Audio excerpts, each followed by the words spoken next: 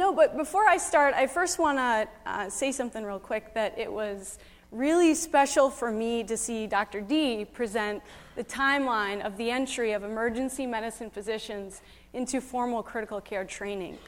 Because that last dot up there, the 2011, was the year that I entered critical care fellowship, that inaugural year, and I was given the opportunity to train in critical care here at Cooper. And it was Dr. Dellinger that gave me that opportunity. So thanks, Dr. D. I wouldn't be up here right now if it weren't for you. All right, so to start, I want you guys to all picture yourself in your resuscitation bay. It's a busy Monday evening shift, and you get called to see a hypotensive patient. And you walk into the room, and you see a 60-year-old woman, and she's tachypnic. She's breathing with accessory muscles, and she's hypoxic on a non-rebreather. And her blood pressure is 70/50. So you begin to resuscitate her. You bolus her crystalloid. You start a vasopressor infusion. And you pre-oxygenate her before you successfully intubate her for acute hypoxic respiratory failure. And the post-intubation chest x-ray confirms your suspicion of pneumonia and septic shock. And you're sort of patting yourself on the back for a successful start to resuscitation. And you walk back to your computer to order the empiric antibiotics to satisfy the CMS measure.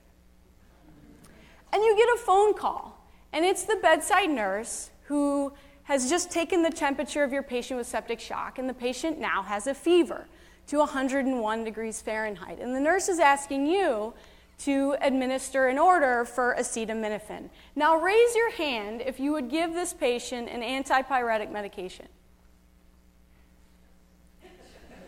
All right, so perhaps you're, yeah, this is my husband over there.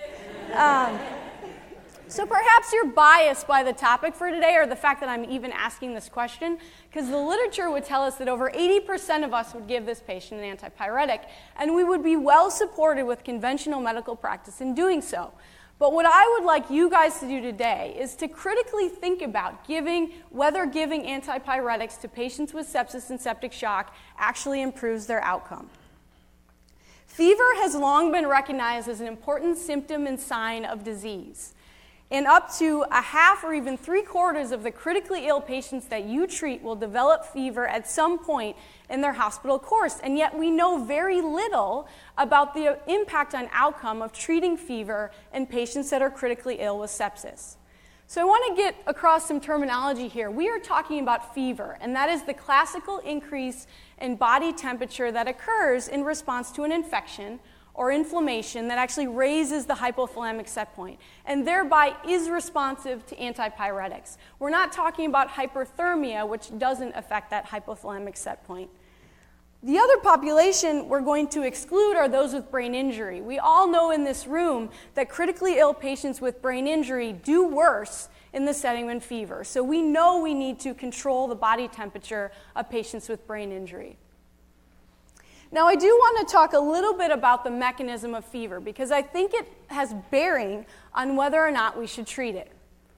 So most commonly, patients are exposed to exogenous pyrogens, which are most commonly infections, either with virus, fungal infections, bacteria, and either those actual organisms themselves or their byproducts, like lipopolysaccharide or endotoxin, then trigger this release of endogenous pyrogens, which is your cytokine cascade. And you get large amounts of interleukin-1 and interleukin-6 and tumor necrosis factor alpha that are released into this systemic circulation. And these cytokines directly act on that hypothalamus, where there is a fenestrated capillary network that secretes the largest amounts of prostaglandin E2 in the body in the setting of fever. And it is there that antipyretics work by preventing that release of prostaglandin E2 and thereby preventing or treating fever.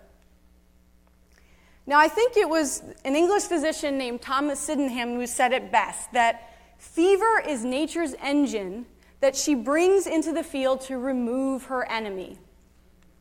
And fever does just that. It augments your immune system. It actually enhances the function of your white blood cells. It increases the activity of your neutrophils and monocytes and allows them to respond to chemokines and tether and roll and get out of the vasculature to hone in and target that pathogen, to engulf it and phagocytize it and kill it. Not only that, but fever also augments your innate immune response. It activates T cells and increases antibody production with your humoral immune response. Fever does more than that, though. It enhances microbial killing by antibiotics. There are studies showing that human pathogens grow best at around 37 degrees Celsius. And in the presence of fever, the minimum inhibitory concentration of antibiotics is actually lower. So what does that mean? Antibiotics kill bacteria better in a febrile environment. Fever also impairs the growth of microorganisms. And this was most famously demonstrated by an Austrian psychiatrist, the man on the left there. His name is Julius Wagner. And he was the first ever psychiatrist to win the Nobel Prize in medicine. And he did it by doing a series of experiments that would never make it past the IRB today, kind of like Dr. D's cocaine experiment. So Julius Wagner worked in an insane asylum, and he noted that when he rounded and saw his patients, that some of his insane patients would be cured from their insanity after they had an acute infection or a febrile illness.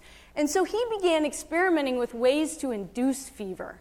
And he would inject tuberculin and streptococci and ultimately settled that malaria was the most potent driver of fever. Now, at the time, we had quinine, so we could treat malaria, but we didn't yet know that the spirochete treponema pallidum causes syphilis. And we didn't have penicillin to treat it. And so he actually, in a seminal experiment, took the blood of patients infected with malaria and injected it into patients with syphilis, causing a fever that then killed the syphilis, and then he would treat the malaria with quinine. And this was called malaria therapy and actually persisted in use until the 1950s.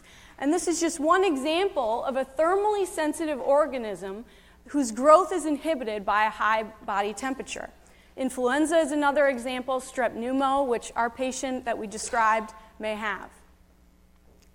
And so even though I've talked about all those benefits of fever, I think the best argument that fever is in fact adaptive is that we have evolved over millions of years in almost all classes of vertebrates and even some invertebrates, mammals, reptiles, amphibians, fish, birds, to mount a fever in the setting of infection. And why would we have developed fever and persisted in evolution if it's so energetically expensive, if it doesn't have some net benefit to the host? All right, so we should look at the other side though, right? There are some detriments to fever, and I think that this picture shows that well. These are two mice, one that was allowed on the left to be febrile and the other one that was kept normothermic. And they were injected into their trachea with endotoxin and developed a local inflammatory reaction representing pneumonia. And you can see there that there's a lot more red and purple dots on the picture on the left, and that's due to this exuberant inflammatory and immune response. And while those white blood cells are really good at killing bacteria, they also inadvertently can cause organ damage. And in this case, this is lung tissue. So the acute lung injury, the ARDS, the AKI, some of this damage is not only due to the infection itself, but your immune system's response. Fever is also energetically expensive. This is my daughter. We know that maintaining a body temperature even 2 to 3 degrees Celsius above normal increases oxygen consumption. It also increases your metabolism or energy expenditure.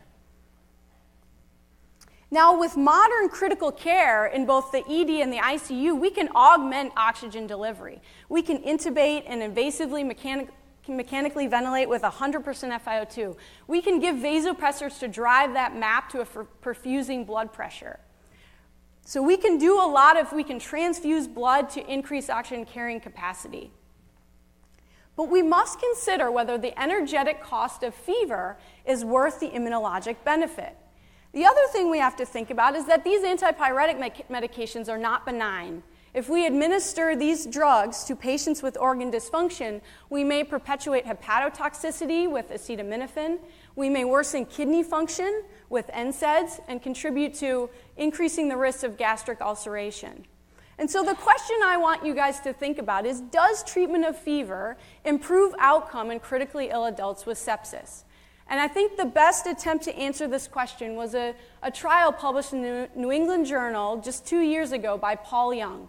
And they looked at ICU patients with known or suspected fever greater than 38 degrees Celsius, and they randomized them to 2 arms. One, treatment of fever around the clock with acetaminophen, and the other placebo. And their primary outcome was a measure called ICU-free days. And this essentially meant that you were both alive and free from the need for intensive care therapies. And what they found was that there was no difference between acetaminophen and placebo in ICU-free days, nor was there a difference in any of their secondary outcomes of mortality at 28 days, mortality at 90 days, or need for invasive organ support like mechanical ventilation, renal replacement therapy, or vasopressors.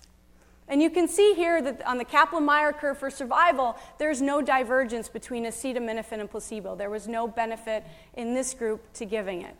And this was supported by a meta-analysis that was just published 2 months ago in Critical Care Medicine. And you can see that based on this forest plot, the point estimate crosses 1, meaning there is no survival benefit to giving antipyretics to patients with sepsis. But you may be wondering, what about the sickest patients? The patient I described to you in the vignette, those with septic shock, those are at the limits of their hemodynamic reserve. Those that are the most susceptible to lowering or to increasing their oxygen consumption. These authors looked at that subgroup and there was no difference in survival. So let's bring you back to the bedside of that patient that I described. She is now on Levophed, she's on vasopressin, and her MAP is improved. Her lactate is clearing with fluids.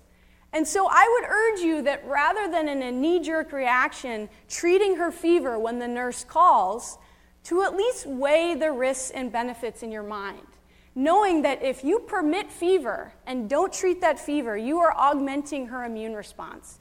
You are increasing microbial killing with antibiotics. You are decreasing the growth of heat-sensitive organisms, all by avoiding the side effects of antipyretics that have no known outcome benefit. Because I would argue that in this patient, fever is actually an investment, an immunologic benefit that's worth the cost, and merely represents that her immune system is doing what it's supposed to do, fighting infection. Thank you.